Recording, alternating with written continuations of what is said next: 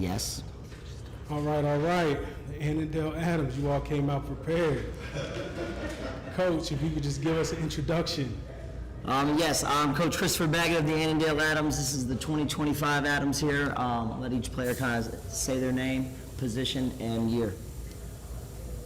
My name is Adnan. I play running back, DB, receiver, and I graduated 26. Feel free to grab the mic. Feel free. My name is Nahom Eshete. I play running back, linebacker, and I graduate 2027. Bawah, wide receiver / DB, class 2027. Jeremiah Nelson, receiver, strong safety, class of 2026. Jonathan Cruz, receiver, DB, class of 26. Thomas Nields, running back, class of 2026. My name is Connor Delaney. I'm a receiver, class of 2026. My name is Austin Graham. I play fullback and D-tackle, class of 2026. I'm Noah Plank, quarterback, class of 2027. All right, excellent. And Coach, if you just want to talk us through the first week, how's that been going and expectations going into the season? Yeah, great first week for us, probably 10 times, 100 times, 1,000 times better than last year. I think coming together as a team kind of placed some emphasis on attendance, accountability, being a great team, and I think we've answered that call every single day at practice this week. We were blessed with maybe the best weather we've ever had in my 19 years of coaching for our first week, and I'm really proud of these guys. We had our Who's Day today, and a lot of these guys here and guys that aren't here right now stepped up. So we're a way more physical team, we're way more prepared, and I think we are a better team than we've ever been. Okay, and just want to use this opportunity to give the players a chance to speak, say something. Feel free to grab the mic, give us a little bit about yourself, expectations coming up this year.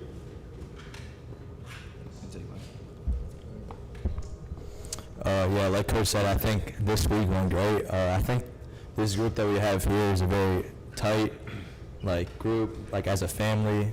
I think we have a great brotherhood here. But I mean, I'm really excited for the season.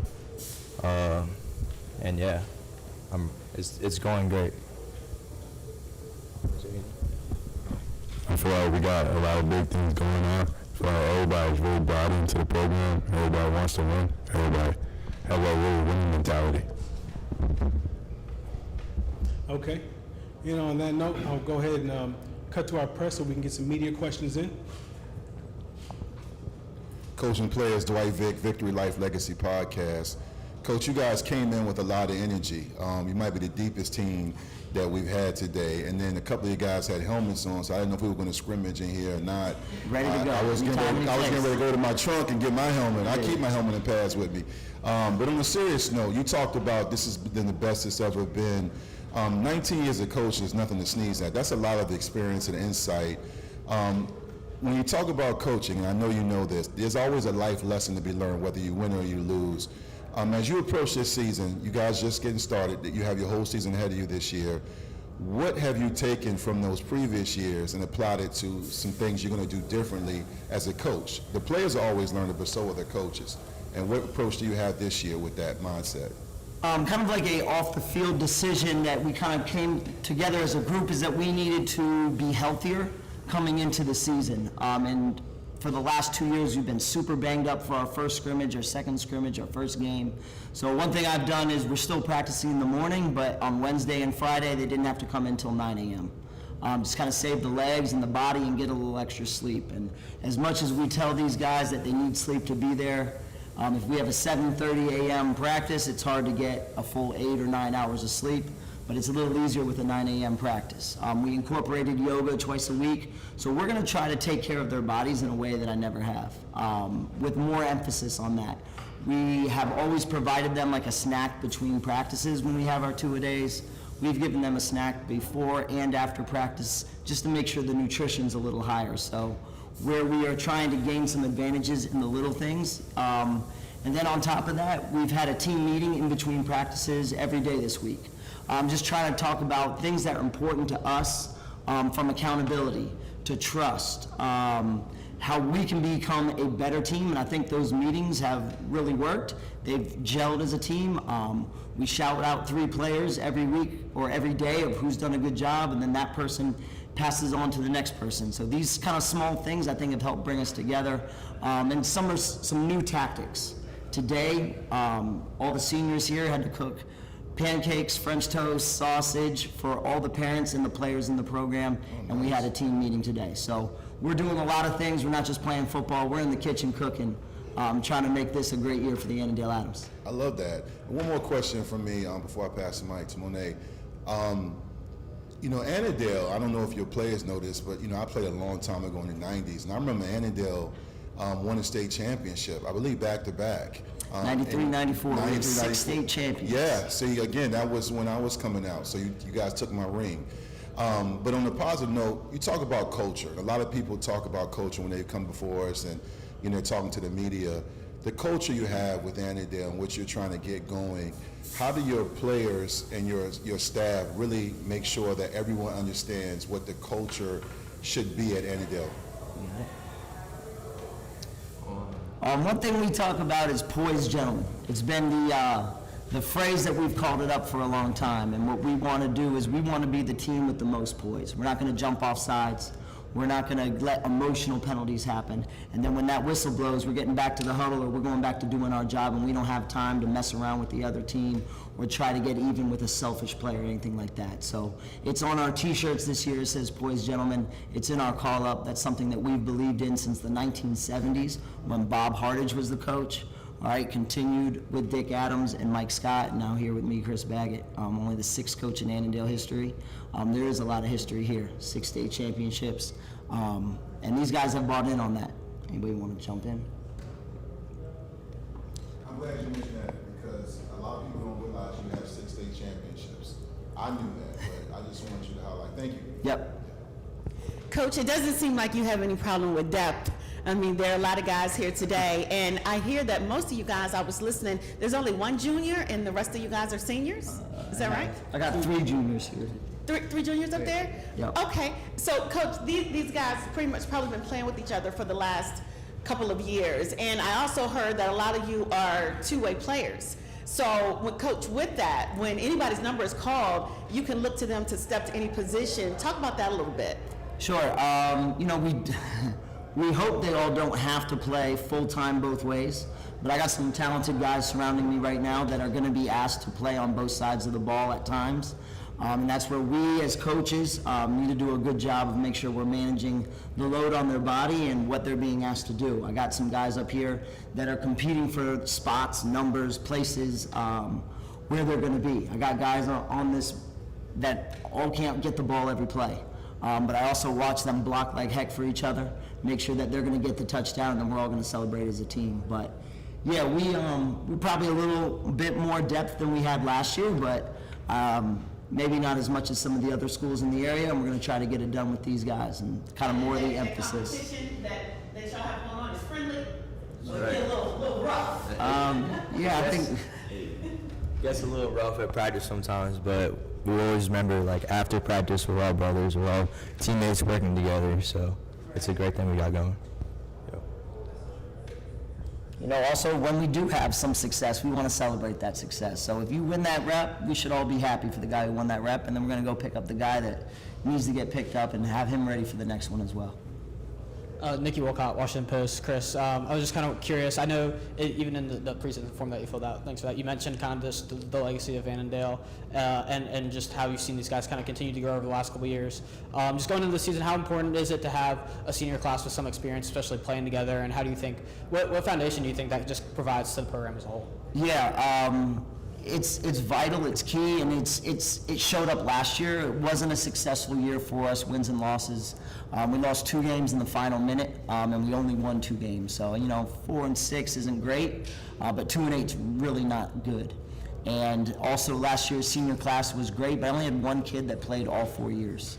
And up here I got a lot of guys that have played all 4 years and have played together and kind of getting past the COVID year, and kind of all these guys have had a normal high school experience. It's kind of helped us as coaches and helped them build this. So yeah, we have a better group. I don't want to the guys we had last year were great, and we are losing some heck of playmakers. We got all-region guy that we're missing, and a quarterback that was a tremendous leader, and plenty of great guys in that group, but these guys are ready to take over, and all of these guys were playing last year. Every single one of them up here was getting on the field and making contributions, so they're more ready than, we have more guys ready than we had last year. Going into week 1 last year, I didn't have an offensive lineman that had ever taken a varsity snap before. That won't be the case this year. Coach, and this is for the team too. Carl Frederick here with Prep Red Zone and All Hitches. You're in a conference that seems wide open this year, and it doesn't seem like there's a perennial favorite going in. Is the message playoffs or bust for the Atoms this year? Is that what I'm getting? I'm getting vibes. I will admit I may have said playoffs in a meeting or two, but I also tried to walk that back. We got smashed in our first game by Marshall last year. Not a district opponent, not even a regional opponent, and we need to prove to ourselves that we're ready for week 1. It was an embarrassment last year, and I think we need to prove that that will not happen again before we can think about any districts. Jump in, Jeremiah. Yeah, I feel like what we just said, I think we just need to take it one game at a time, see where we go, how we can build as a team, and then just after that, then we can start talking about playoffs after week 8. And second part is, you're in again, back to the conference, you're in Annandale, you're on top of like Falls Church, Justice, all these schools, within like a block of you. Is there anybody in particular you guys circle on your calendar every year? Falls Church. There we go. Yeah, it's called the Battle of the Beltway. We have a trophy that kind of goes, well, it didn't used to go back and forth, but it only stayed with us, but they got us last year on a last-second hook and ladder play. So hopefully they can have all the hook and ladders they want. It won't matter for the last play of the game this year. We want that trophy back in Annandale. And Coach, you just talked about the record and, a loss last year that you weren't too fond of. Just hearing from some of the guys, getting those numbers, because data, sometimes it sticks in your head no matter how much you try to get it out of there. Your numbers, your schedule, your rankings, all of that sticks with you. I just want to hear from the guys, how do you get past that? How do you leave it in the past and move on with what you need to do this season? I feel like I said earlier, it's just one game at a time. It's in the past, so it's just like, what are we going to do this year to make us better than last year, and it's not in the same position? Yeah, I think some of 2 of those losses last year were very painful for us as a team, and I think kind of what Jeremiah just said, like those are in the past. Like that happened. I mean, we can't change that. The only thing we do is just practice even harder. I mean, I think a lot of us are 100% confident. Actually, all of us are 100% confident that we will have a great season. But yeah, just those mistakes that we made, we've already overcome them. We're just going to prove it when we play Falls Church again. So yeah. Just like Austin and Jeremiah said, the 2025 Atoms are a completely different team than the 2024 Atoms. That's in the past. We have our eyes set on each week, one game at a time. I think we'll reach our goals if we keep our vision ahead. I think the reason that we were able to move back past those losses is because we weren't holding holding grudges or anything, but instead we're learning from those losses and like planning our next step or like our next game. Yeah. For the leaders on the team, but not from everybody, but a few leaders on the team, Coach knows this and we all know this, but you have your staff, you have your assistant coaches and things like that, but the players, the leaders are an extension of the head coach. Who are the leaders on the team, and what have you guys done to make sure that you hold each other accountable? And I don't mean just like talking, but I mean like getting together, staying later, getting some passes in, getting some extra work on a Sunday when you could be on the sticks playing the game. Who are the leaders, and what are you doing to make sure that culture, that new mindset is making sure that it sticks? The majority of the players here are leaders, and we've made a leadership council that meets at least once, twice a month, stay after practice, talk about what the team needs and what we need to change to make the team better overall, and work on making sacrifices and adapting for the better of the team overall. I also say right over here over my shoulder is our team captain, Austin Graham. Our other team captain, Michael Bawah, actually went to the hospital earlier this week with a dislocated shoulder, but he's working his way back, so he would have been here today. But those two guys have also set an amazing example with their work ethic from the day the season ended till the day the season started, and has continued on. So I got two great captains that are going to lead us the right direction, that I know I can go to when the things aren't looking right. They'll correct it, and it doesn't have to be me screaming and yelling and losing my mind. I'm trying to always bring positive energy. We've talked about that. And there were some times maybe I wasn't who I wanted to be last year because I allowed some of the negativity to bring me down. And that was one focus I had this year. Read the book Energy Bus and said, hey, I'm driving the bus. We need to get the best guys on. Any energy vampires we're getting off, all right? And then I got some great guys helping me make sure the right people are on that bus and we're driving in the right direction. All right, and just one more question before we let you all out. For the players and the coaches, can you just give us a quick how you've enjoyed your experience here today? I feel like it was great. I've never got interviewed like this before, so it's pretty cool. I feel like this is like a press conference or something like really official like that. I've never done anything like that before, so it's really cool. I think it's very professional. Everybody asking questions, getting turns to answer. I like it a lot.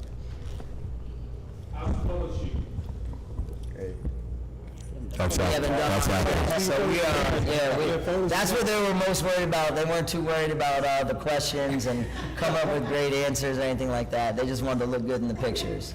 I mean, look, we appreciate you all's energy and coming out here and being ready like you are. Best of luck this season, and can't wait to see what you guys put out on the field. Thank you. Go Adams. All right, thank you.